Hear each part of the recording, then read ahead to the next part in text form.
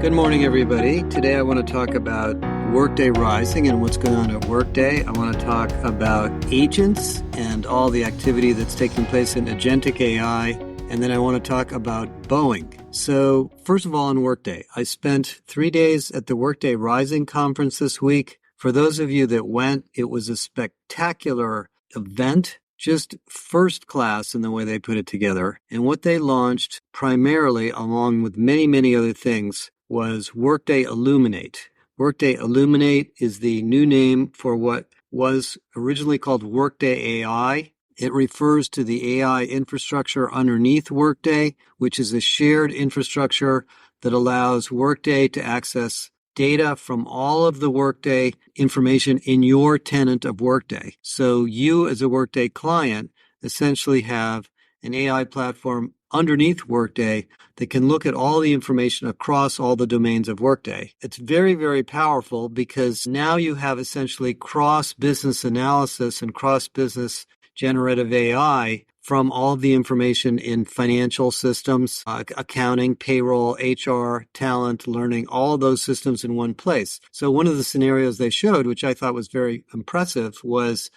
you're in the finance system, the company's ending the quarter, you're behind budget on the P&L, the company's losing or lost a little bit of money compared to where it's supposed to be. The system goes in, looks around through the various parts of Workday and says, well, one of the large contributors to your profit reduction is a whole bunch of overtime over here in this business area. Let's look at the overtime. Who are the managers responsible for the overtime?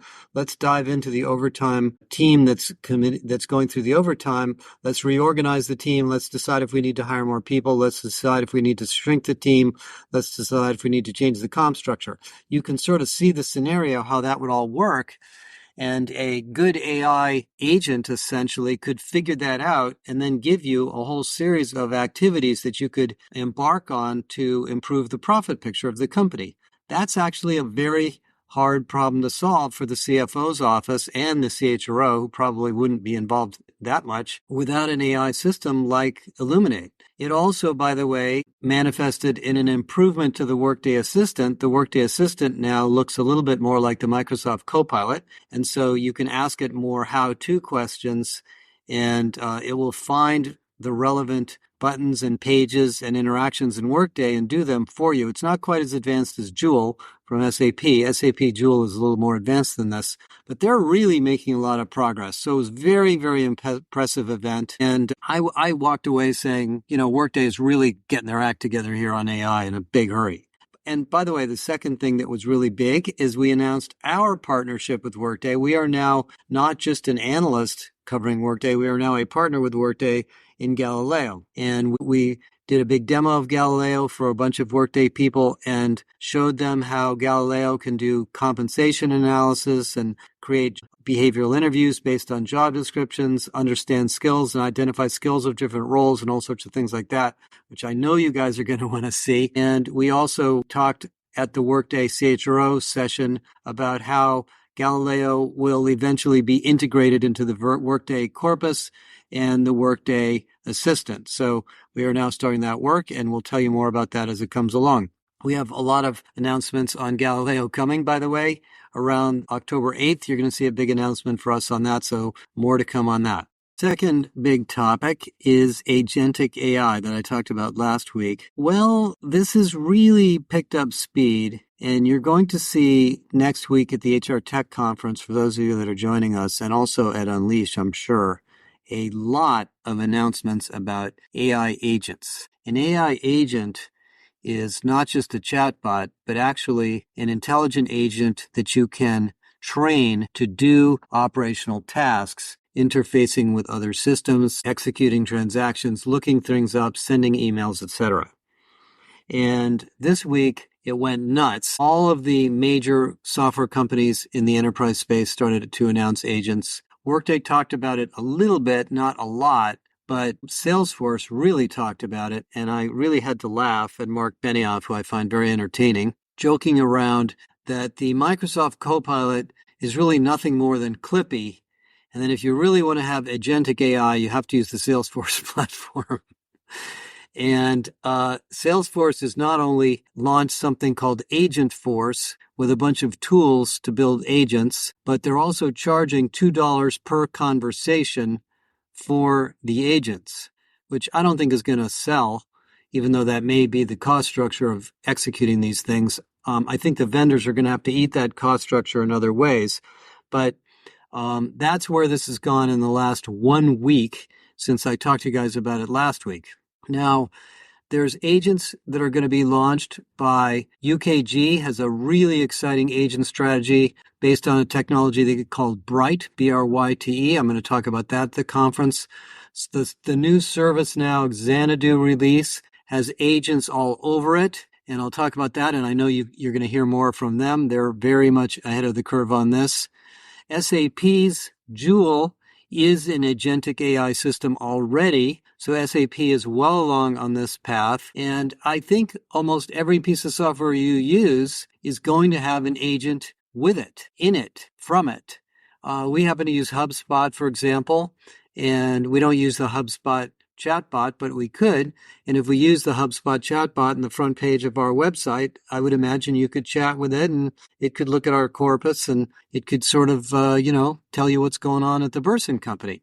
Now, I want to get back to Microsoft for a minute. Microsoft, not to be outdone by Salesforce, also announced a whole bunch of upgrades to the Copilot Studio, which is designed to help you build agents. And I actually went through a lot of the Microsoft stuff over the week when I had time, and I think it's quite sophisticated. So I think that Microsoft Copilot might be getting a little bit of a bad name from people like Mark Benioff, but it has the potential to do a lot. So don't count Microsoft out on this. A lot of IT departments are Microsoft shops, and they will be able to turn these Microsoft Teams and Office integrated co-pilots into much more sophisticated agents also. So as happens in software, as soon as a new idea comes out and people want to buy it, there's a war for attention and there's a war for consumption by the big vendors, and they all want to be in there first. By the way, Oracle, not to be undone, also announced 50 agents in their suite. Now, I don't know how good any of these agents are, how sophisticated they are. The ones that come from companies like UKG or ServiceNow that are built into known application areas are going to be much more likely to be well built out than the, supposed agents from others that are probably more like journey tools. But these things are going to get more sophisticated over time very quickly. And in our conversations with Microsoft and others, the agents will talk to each other. So, if one agent is intelligent on customer service and another agent is intelligent on IT security, and somebody asks a question of the customer service agent about the security issue, it may communicate to the security agent behind the scenes and come back and answer your question for you. It's really an exciting new world.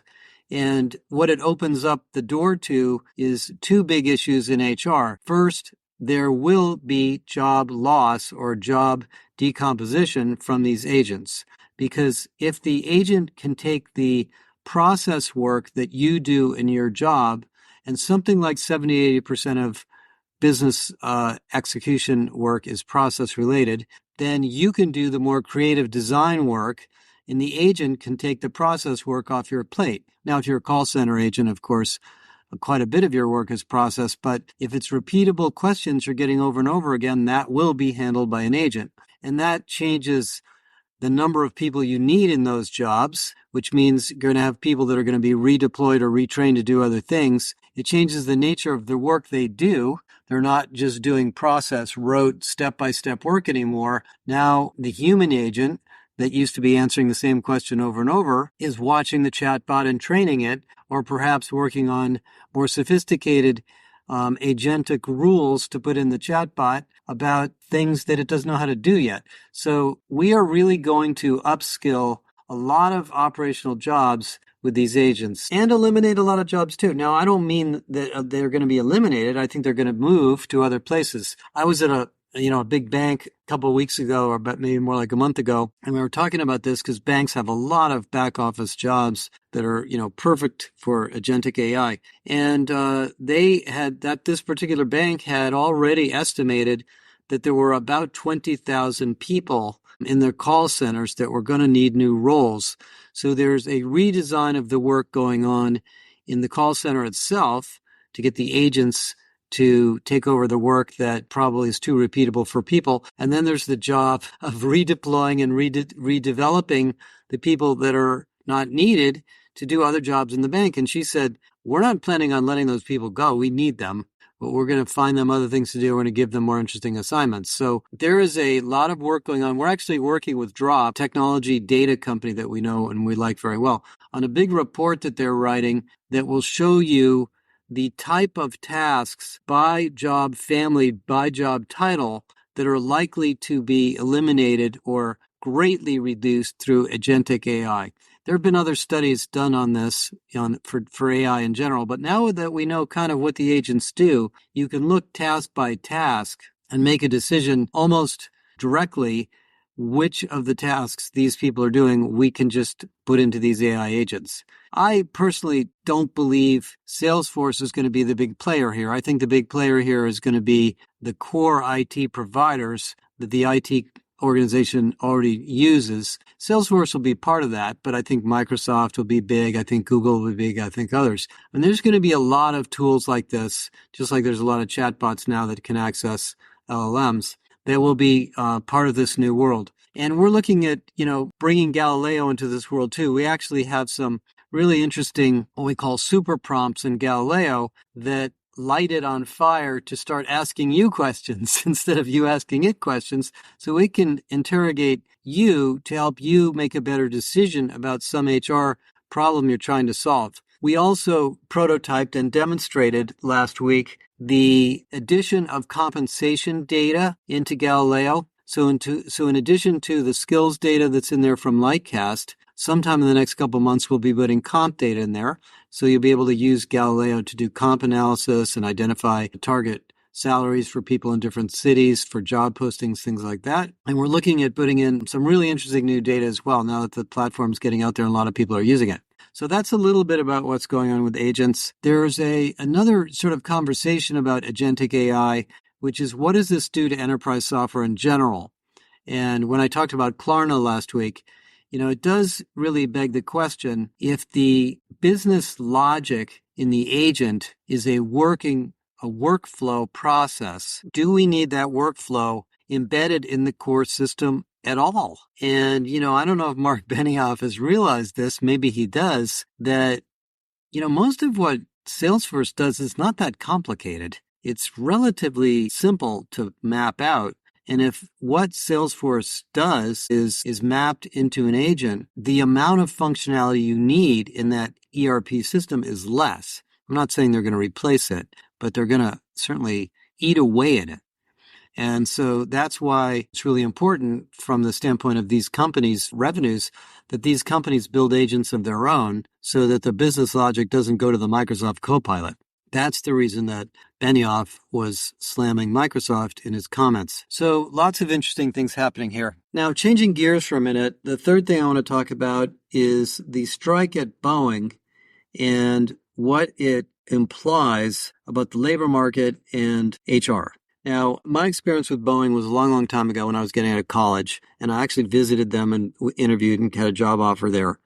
And it was a very impressive company as an engineering company. And I was an engineer. So I really, admired the company for a long time. And obviously all of us put our lives in their hands every time we get on an airplane. Somehow in the last decade, through the acquisition of McDonnell Douglas and moving the company to Chicago and all sorts of other things, the company became very financially focused. Obviously had the quality issues with the 737 MAX, the 737 Bolt, the 787, and has really suffered its reputation tremendously. But then this strike comes along. And if you listen to and read up on the strike, people don't go on strike unless they're really unhappy because they lose money when they go on strike. It's expensive for the workers, not just for the company. Well, not only did the Boeing workers go on strike, but if you listen to some of the comments they made, they feel like they've been undertreated, underpaid, and not listened to for a long, long time. What goes through my mind is how did Boeing get to this point over the 30 or 40 years since I met with them, and they were the most revered employer in Seattle. Boeing made Seattle in some sense. I mean, before Microsoft was founded, Seattle was a Boeing town, and people were really proud to work there, and they were really proud of the company. It goes back to a sort of a phenomenon that I am really frustrated about in the business climate that maybe will never change, but I want to mention it anyway because it's been bothering me. For some reason, every company in the world that's invested in by others or publicly traded always wants to grow. There is a never-ending quest to get bigger and bigger and bigger. Bigger is always better. Profitability, of course, is part of getting bigger, but most companies at this point in time, because the way the stock market values companies, will sacrifice profitability for growth. And what that tends to do when you look at growth as a strategy is you buy companies, you expand into new areas that you're not as competitive as you were in your core. You build products and services that may not be completely finished because you want to get them into the market faster. You buy competitors or peers that may not be good fits with you because they amp your revenue. And it used to be, when I was a young man, that companies were valued on profit, and long-term price to earnings ratios were about 13 to 15. Now they're much, much higher and much more valued on growth. Amazon was the company that kind of changed the stock market on this, because Amazon was the first company to tell the stock market, stop asking me for profits. You'll get them later.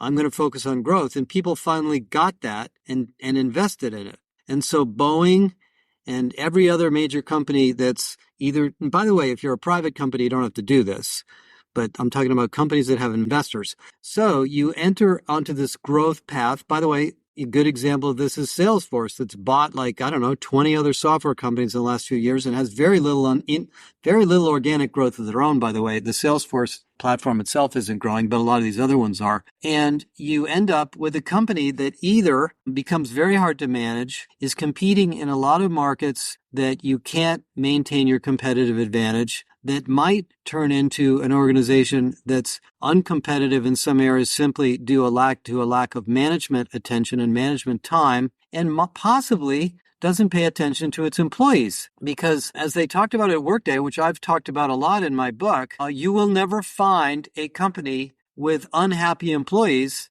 that has happy customers. It does not exist. And you could argue, and I would argue that this myself to most of you, that taking care of your employees is more important than taking care of your customers or your shareholders, because they are the ones that are taking care of your customers and your shareholders. So you look at Boeing, that came from this iconic quality, safety, engineering-centric company that pioneered jet travel in the United States. If you're as old as I am, you remember the Boeing 707 and what an enormous innovation that was in the world, to this point where they might run out of cash, or they might run out of, I don't know that they're at that point, but it's really a bad situation. And we run into a lot of this in HR because the HR leaders in big companies are involved in a lot of these growth strategies. So I have to believe that while Boeing was expanding and building new plants and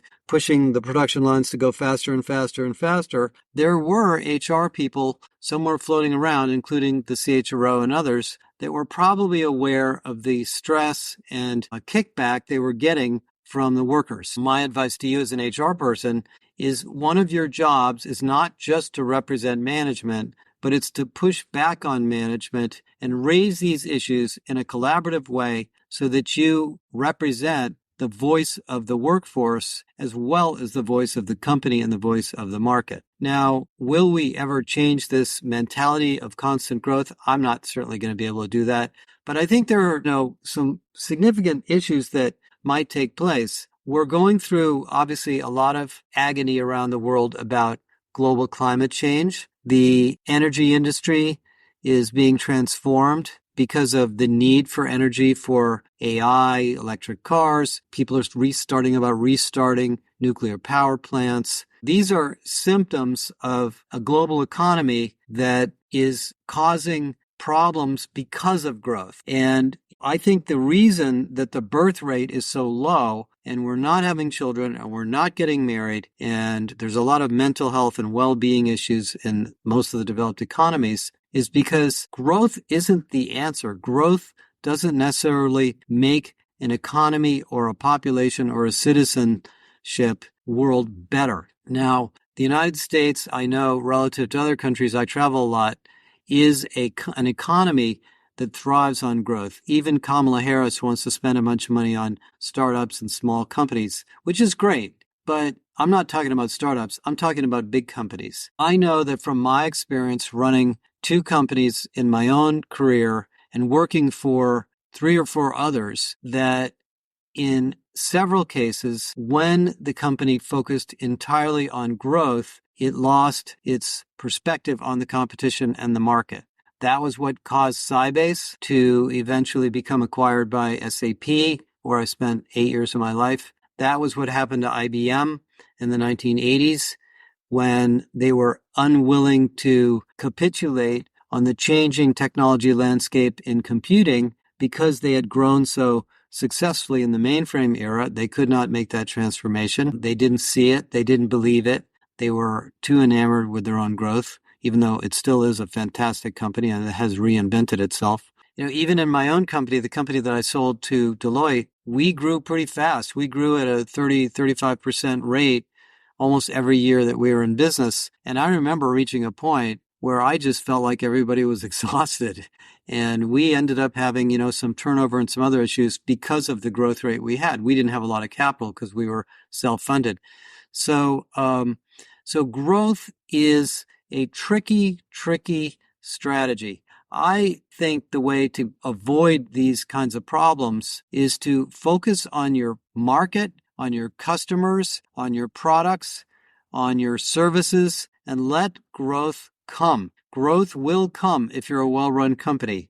I'm not a business school professor, so I'm not here to teach you, a course on this. But, the Boeing story is a really significant learning lesson for all of us on how to run a sustainable, what I call enduring company.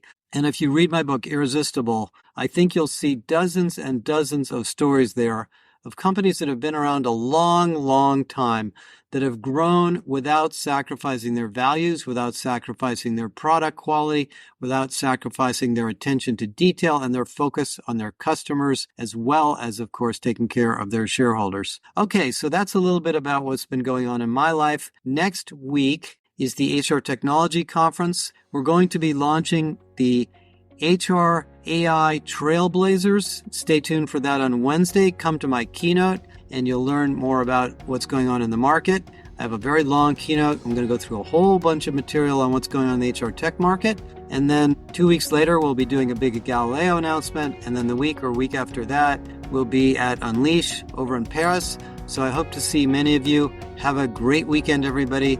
Talk to you again soon.